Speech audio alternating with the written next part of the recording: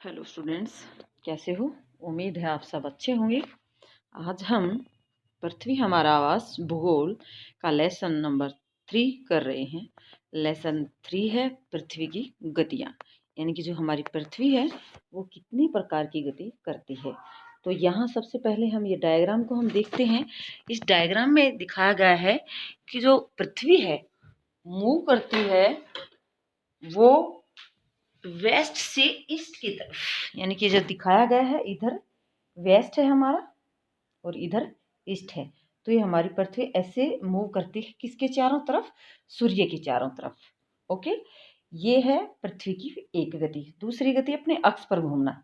Okay, दो प्रकार की गति होती है पृथ्वी की, घूर्णन और परिक्रमण। घूर्णन जो अपने अक्ष पर घूमती है, हमने पिछले लेसन में इसके बारे में। अपने अक्ष पर एक राउंड वो 24 आवर्स 24 घंटे में पूरा करती है, जिसको घूर्णन कहते हैं।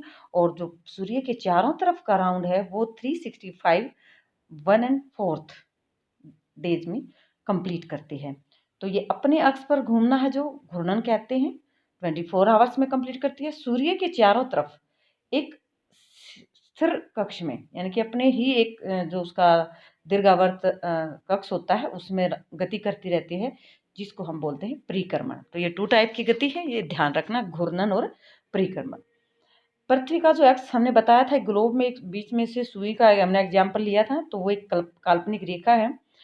इसके कक्षीय सतह के 66.5 कोण बनाती है। ये पीछे नीचे जो डायग्राम है ये दिखाया गया है 66.5 का। ये देखो, ये कोण बनाती है 66.5। तो इसमें ये बताया गया है कि कक्षीय सतह से 66.5 का कोण बनाती है। वह समतल जो कक्ष के द्वारा बनाया जाता है उसे कक्षीय समतल कहते हैं। यानी कि जो इसका कक्ष है जिसमें ये राउंड लगाती है पृथ्वी, तो उसके समतल जो कक्ष है उसको कक्षीय समतल कहते हैं। पृथ्वी सूर्य से प्रकाश प्राप्त करती है। जैसे हमने पिछले लेसन में ग्रह और सितारों के बारे में पढ़ा था। सितारे का अपना प्रकाश होता है और ग्रहों का अपना प्रकाश नहीं होता है। तो पृथ्वी क्या है? ग्रह है। तो ये कहाँ से लेते हैं सारा प्रकाश और ऊष्मा? सूर्य से लेते हैं। पृथ्वी का आकार गोले के समान है, इसलिए एक समय में सिर्फ इसके आधे भाग पर सूर्य की रोशनी होती है। यानी कि जो भाग अर्थ का सूर्य की तरफ होता है वहां दिन होता है, रोशनी होती है सूर्य की, और जो दूसरी साइड का हिस्सा वहां रात होगी। जैसे आप घर पर अपना एक्सपेरिमेंट करके देख सकते हैं, लाइट जलाकर एक उस लाइट के आगे खड़े होकर जो हिस्सा आपका लाइट की तरफ होगा वो रोशनी वाला होगा और जो पीठ पीछे होगा वहां पर अंधेरा होगा। ऐसे ही ये पृथ्वी के लिए है। ओके, एक समय में सिर्फ इसके आधे भाग पर सूर्य की रोशनी होती है। सूर्य की ओर वाला भाग क्या होता है? दिन होता है, और दूसरा भाग जो सूर्य की दूसरी साइड या दूर होता है वहां पर रात होती है। तो ग्लोब वह वर्त जो दिन और रात को विभाजित करता है उसको प्रदीप्त वर्त कहते हैं। यानी कि जैसे हमने अर्थ के बारे में समझने के लिए ग्लोब को लिया था, तो ग्लोब ये है, हम यहाँ देख रहे हैं, ये इधर सूर्य है। तो सूर्य के प्रकाश का आधे हिस्से पर, जो सूर्य का प्रकाश है वो आधे हिस्से पर है, और आधे हिस्से पर प्रकाश नहीं है तो वहां दूसरी साइड में क्या है? रात है। तो ये एग्जाम्पल दिया गया कि पृथ्वी के जिस साइड में सूर्य की रोशनी है उस साइड में दिन है, और जिस साइड में सूर्य की रोशनी नहीं है उस साइड में रात है। तो ये दोनों डायग्राम से ये समझाने की कोशिश की गई है। तो यहाँ के क्वेश्चन क्या है? कक्षीय समतल। तो कक्षीय समतल जो पृथ्वी का कक्ष है वो 66.5 66.5 डिग्री का कोण जो बनाती है वो कक्षीय समतल है। और प्रदीप्त जो वर्त है जो दिन रात को विभाजित करता है, पृथ्वी पर जो दिन और रात अलग अलग होते हैं उनको कौन सा वर्त? प्रदीप्त वर्त अलग करता है। ओके, अब यहाँ क्वेश्चन ये था कक्षीय समतल पर जो पृथ्वी कितने डिग्री का कोण बनाती है? वो 66.5 का। ओके, पृथ्वी अपने एक्स पर एक चक्कर पूरा करने के लिए 24 आवर्स, जिसमें एक कंप्लीट डे होता है, हमारा पूरा दिन होता है। तो घूर्णन के समय काल को पृथ्वी दिन कहा जाता है, और यह है पृथ्वी की दैनिक यानी कि डेली जो गति है वो उसको बोलते हैं घूर्णन गति या दैनिक गति। ओके, ये डायग्राम भी आपको समझ में आ गए होंगे। ये दोनों डायग्राम्स हैं, जो हमारी पृथ्वी झुकी हुई है ये वाला पार्ट है। तो झुके अपन का जो कक्षीय समतल है वो ये है जो 66.5 डिग्री का कोण बनाती है। तो ये ध्यान देना, अक्ष जो झुकाव है और कक्षीय समतल के बारे में समझाया गया है। ये जो ये कर्क रेखा है, मकर रेखा है, विषुवत रेखा है, ये कोण बनाने के 23.5 डिग्री कोण बनाने पर ये कर्क रेखा नॉर्थ की साइड में है, ऐसे ही नीचे साउथ की साइड में मकर रेखा है। और ऐसे ही दूसरे डायग्राम में यहाँ समझाया गया है कि दिन का पार्ट और रात का पार्ट, जो सूर्य की तरफ है वहाँ दिन है और जो सूर्य की दूसरी साइड में वहाँ पर रात है। तो ये प्रदीप्त वर्त है जो अब ऊपर आपने समझा, जिसमें दिन और रात होते हैं। ओके, जिसके कारण दिन और रात होते हैं। अब हम देखते हैं कि जो प्राचीन टाइम की भारतीय खगोल शास्त्री से आर्यभट्ट, उन्होंने बता दिया था पहले ही कि जो हमारी पृथ्वी है वो गोल है और अपने अक्ष पर घूर्णन करती है। तो ये सबसे पहले बताया गया था किसके द्वारा? आर्यभट्ट के द्वारा। ओके, अब हम यहाँ देखते हैं कि अगर पृथ्वी घूर्णन नहीं करती है, अपने अक्ष पर नहीं घूमती है, तो सूर्य की तरफ वाले भाग हमेशा क्या होते हैं? दिन होते, और वहां पर हमेशा गर्मी होती, और जो दूसरी साइड में है वहां हमेशा अंधेरा होता और वहां पर हमेशा ठंड होती है। अगर सूर्य की रोशनी नहीं मिलेगी तो गर्मी नहीं होगी, और सूर्य की रोशनी नहीं मिलेगी तो दिन नहीं होगा। तो इस प्रकार ये अवस्था ऐसी होती है अगर पृथ्वी घूर्णन गति नहीं करती। पृथ्वी की हमें यहाँ दूसरी गति के बारे में है कि जो सूर्य के चारों ओर कक्ष में होती है, उसे परिक्रमण कहते हैं। तो जो ये परिक्रमण है वो कितने टाइम में पूरा होता है? ये 365 एंड फोर्थ इतने डेज में पूरे करती है सूर्य का एक राउंड, एक चक्कर लगाती है। इसलिए हम एक वर्ष में कितने दिन को काउंट करते हैं? 365 को। और इस सुविधा के लिए जो 1/4 पार्ट है, 365 जो 1/4 है, इसमें हम 6 आवर्स को ऐड करते हैं। तो ये जो 6 आवर्स हैं, इनको हम 4 बार जोड़ते हैं, 6 + 6 + 6 + 6, तो ये टोटल कितने हो गए? 24 आवर्स। तो 24 आवर्स को हम 4 साल के बाद ऐड करते हैं, जो 366 डे हो जाते हैं जिस साल में, वो साल हमारा लीप ईयर बन जाता है। ओके, ये 1/4 पार्ट को हम 4 बार जोड़ते हैं और 24 आवर्स का एक दिन बढ़ जाता है जो लीप ईयर में ऐड हो जाता है। तो यहाँ ऐसे ही है, 4 वर्षों में प्रत्येक वर्ष के बचे हुए 6 घंटे को हम मिलाकर 24 घंटे के बराबर हो जाते हैं, और जो फरवरी में 28 की जगह 29 डेज हो जाते हैं, और जो एक दिन बढ़ने के कारण जिस साल हमारे कितने डेज हो जाते हैं? 366, उसे हम क्या कहते हैं? लीप ईयर कहते हैं। ठीक है, ओके। आगे हम यहाँ इस डायग्राम से समझने की कोशिश करते हैं, इसके बारे में आगे लेसन में डिटेल से रीड करेंगे, लेकिन यहाँ हम समझने के लिए, ये पृथ्वी है, ये सूर्य के चारों तरफ राउंड लगा रही है। तो ये जो गति है ये इस साइड से ये ऐसे मूव कर रही है, किसके साइड में? चारों तरफ, सूर्य के चारों तरफ। तो यहाँ हम एक बात को ध्यान देखते हैं, जो नॉर्थ पोल है, ये नॉर्थ पोल अपनी इधर, ये नहीं होगा पृथ्वी घूम रही है तो ये नीचे की तरफ चला जाएगा, नहीं, ये हमेशा नॉर्थ पोल अपनी नॉर्थ पोल है, साउथ पोल है। तो सबसे पहले हम उत्तर अयनांत और दक्षिण अयनांत के बारे में बात करते हैं। तो जो उत्तरी अयनांत है वो कब होता है? ये 21 जून के आसपास, जब गर्मी होती है हमारे उत्तरी गोलार्ध में। तो ये उत्तरी गोलार्ध की बात है ऊपर साइड में, और नीचे हमारा ये क्या है? दक्षिणी गोलार्ध है। तो जब सूर्य की किरणें, अब ध्यान देना, यहाँ सूर्य की किरणें किधर गिर रही हैं? डायरेक्ट हमारे नॉर्थन हेमिस्फीयर उत्तरी गोलार्ध पर। तो इस समय उत्तरी गोलार्ध में सबसे ज्यादा गर्मी होती है, तो ये होता है उत्तर अयनांत। जब उत्तरी गोलार्ध में गर्मी होती है तो उत्तर अयनांत होता है, और दक्षिणी गोलार्ध पर सूर्य की किरणें कम गिर रही हैं तो वहां क्या है? शीत ऋतु है, ठंड की ऋतु है। ऐसे ही दूसरी साइड हम देख रहे हैं, ये जो दक्षिणी अयनांत है, पहले इन दो को ही समझते हैं।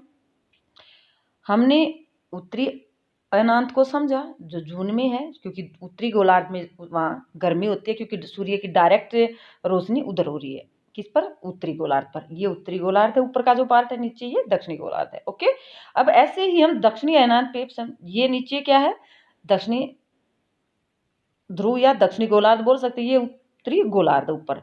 तो इस समय ये दिसंबर की टाइम की बात कर रहे हैं हम, दिसंबर के मंथ में सूर्य की किरणें हैं वो ज्यादा किस पर गिर रही हैं? दक्षिणी गोलार्ध पर। तो इसको बोलते हैं दक्षिणी अयनांत। यानी कि इस समय दिसंबर टाइम में दक्षिणी गोलार्ध में क्या होती है? गर्मी की ऋतु होती है, और उत्तरी गोलार्ध में ठंड होती है, क्योंकि हमारा जो इंडिया है वो उत्तरी और पूर्वी गोलार्ध में है। तो उत्तरी गोलार्ध में होने के कारण दिसंबर में हमारे यहाँ गर्मी होती है। ये दो बातें समझ में आई होंगी। अब हम देखते हैं विषुव क्या है। विषुव यहाँ देखें, यहाँ और यहाँ देखें।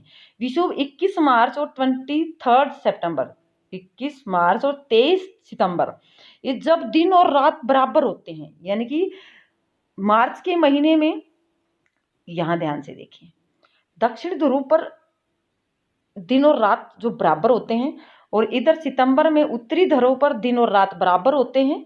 तो जो अपोजिट हो जाता है। ये मार्च में यहाँ दिन और रात बराबर होते हैं तो यहाँ पर विषुव होता है, और सितंबर में यहाँ पर दिन रात बराबर होते हैं दक्षिणी गोलार्ध पर, तो यहाँ पर ये विषुव होता है। तो ये याद रखना, विषुव का मतलब जब दिन और रात का जो टाइम पीरियड है वो सेम होता है। तो ये 4 दिशाएं के बारे में हमने, 4 जो ऋतुएं हैं उनके बारे में हम यहाँ पृथ्वी के परिक्रमण करने से क्या बनती हैं, ऋतुएं बनती हैं अलग अलग टाइम की, जैसे शीत ऋतु, गर्मी की ऋतु, फिर ये मानसून का आता हुआ मानसून, लौटता हुआ मानसून, तो ये सारी ऋतुएं पृथ्वी के परिक्रमण से बनती हैं। ओके, अब आगे इसके बारे में हम ध्यान से पढ़ते हैं। ओके, अब यहाँ एक वर्ष में ये ऋतुओं के बारे में हम यहाँ पढ़ेंगे। गर्मी होती है, सर्दी होती है, बसंत होती है, शरद ऋतु। तो ऋतुओं के परिवर्तन सूर्य के चारों ओर पृथ्वी की स्थिति में परिवर्तन, अभी जो हमने समझा है कि पृथ्वी के घूमने से, पश्चिम से पूर्व की तरफ घूमने से जो परिवर्तन होता है उसके कारण क्या बनती है, ऋतुएं बनती हैं। ओके, तो यहाँ हम अभी जो उत्तर अयनांत के बारे में हमने पढ़ा है, 21 जून को उत्तरी गोलार्ध किसकी तरफ झुका होता है, सूर्य की तरफ झुका होता है। तो सूर्य की किरणें किस पर गिर रही हैं, कर्क रेखा पर सीधी गिर रही हैं। तो इसके कारण उस एरिया में जो उष्मा है, गर्मी है, वो ज्यादा होती है। तो ध्रुवों के पास वाले क्षेत्र में कम उष्मा पहुंच जाती है। यहाँ सूर्य की किरणें तिरछी होती है, कहाँ पर तिरछी जाती हैं, ध्रुवों की तरफ। अब जैसे यहाँ अर्थ है हमारी और यहाँ सूर्य है, तो ये जो कर्क रेखा है, विषुवत रेखा है या कर्क रेखा है, ये जैसे ऐसे है पृथ्वी हमारी, तो यहाँ तो डायरेक्ट गिर रही है और यहाँ ध्रुवों की तरफ तिरछी जा रही है। तो ध्रुवों पर क्या होती है, गर्मी कम होती है। ठीक है, तो इसमें यही बातें बताने की कोशिश की जा रही है। उत्तर ध्रुव सूर्य की तरफ झुका होता है, तो उत्तरी ध्रुव रेखा वाले भागों का लगभग 6 महीने लगातार दिन रहता है। जो भाग उत्तरी ध्रुव है तो वहां पर जो सूर्य का पार्ट है, सूर्य की रोशनी जा रही है, तो वहां 6 महीने दिन है। और जो दक्षिणी पार्ट है जहां पर सूर्य की किरणें नहीं जा रही है, तो वहां 6 महीने की रात है। ओके, उत्तरी गोलार्ध के बहुत बड़े भाग में सूर्य की रोशनी प्राप्त हो रही है। तो विषुवत वृत्त के उत्तरी भाग में गर्मी का मौसम होता है, और 21 जून के इन नक्षत्रों में सबसे लंबा दिन और छोटी रात होती है। ये याद रखना, जून का जो महीना होता है वहां पर लंबे दिन होते हैं, और जो दिन का टाइम पीरियड होता है और रात का छोटा होता है। इसी अवस्था को हम उत्तर अयनांत कहते हैं, जो मैंने डायग्राम में समझाने की कोशिश की थी वही बात है। अब ऐसे ही ये दिसंबर की बात कर रहे हैं हम। तो दिसंबर का जो महीना होता है, दक्षिणी ध्रुव पर सूर्य की ओर झुके होने के कारण, जैसे अभी हमने बात की थी, ये पृथ्वी हमारे ऐसे, ये उत्तरी ध्रुव है हमारा, नॉर्थ सन, और ये साउथ है। तो ये यहाँ अगर ऐसे सूर्य की किरणें, तो इस पर इस सूर्य की किरणें जा रही हैं। तो ये दक्षिणी अयनांत के बारे में हमने डायग्राम से समझा था। मकर रेखा पर, तो साउथ साइड में क्या है, मकर रेखा इस पे सीधी पड़ रही है, तो सूर्य की किरणें मकर पर लंबे पड़ रही हैं। दक्षिणी गोलार्ध के बहुत बड़े भाग पर रोशनी है, तो उत्तरी ध्रुव में क्या होगी, इस समय रात होगी, और दक्षिणी गोलार्ध पर क्या होंगे, दिन होंगे। तो इस प्रकार दक्षिणी गोलार्ध के दिन होंगे लंबे होंगे और रातें छोटी होंगी। तो ये जो ठीक पोजीशन पहले उत्तरी ध्रुव की थी, अब वो दक्षिणी ध्रुव की हो रही है, एक अपोजिट हो जाती है पोजीशन उसकी। पृथ्वी की इस अवस्था को हम दक्षिणी अयनांत बोलते हैं। तो आप जानते हैं कि ऑस्ट्रेलिया में जो गर्मी की ऋतु है उसमें क्रिसमस मनाया जाता है। क्यों? क्योंकि जो ऑस्ट्रेलिया वो कंप्लीटली नॉर्थ साउथर्न हेमिस्फीयर में है, तो वहाँ सर्दी के टाइम पे गर्मी ऋतु होती है। हमारे उत्तरी पार्ट में जब हमारे यहाँ सर्दी है, तो वहाँ दक्षिणी पार्ट में उस समय गर्मी होती है। तो समझ में आ गया होगा। अब हम बात कर रहे थे विषुव की, जो डायग्राम के द्वारा, तो 21 मार्च और 23 सितंबर को सूर्य की किरणें विषुवत वृत्त पर सीधी, यानी कि जो भूमध्य रेखा वहां पर हमारी विषुवत वृत्त पर सीधी पड़ रही है।